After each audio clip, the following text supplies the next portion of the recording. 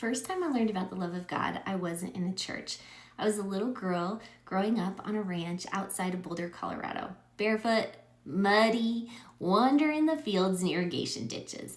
At night, my mom would tuck me in and she would tell me stories about her childhood in Germany during World War II. They were really poor. She remembers closing her blinds so the bombers wouldn't see the light.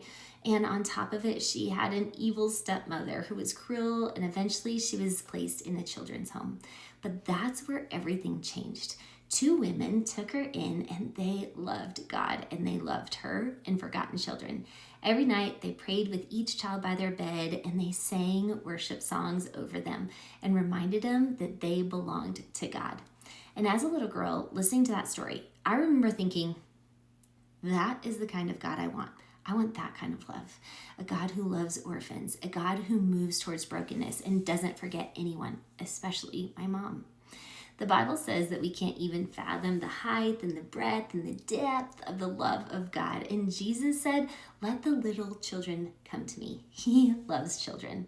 I saw and I heard of the love of God when I was a little girl. So if you've ever felt unseen, unchosen, or just like you don't know where to find God, just know that God could be found in the most ordinary places. I'm Jen Severn, and this is my series, Learning to Walk with God in secular places, where places like me, I grew up in Boulder, Colorado, where people don't even believe that God is real. But yet I heard of the love of God as a little girl, and I thought, I want a God who loves like that.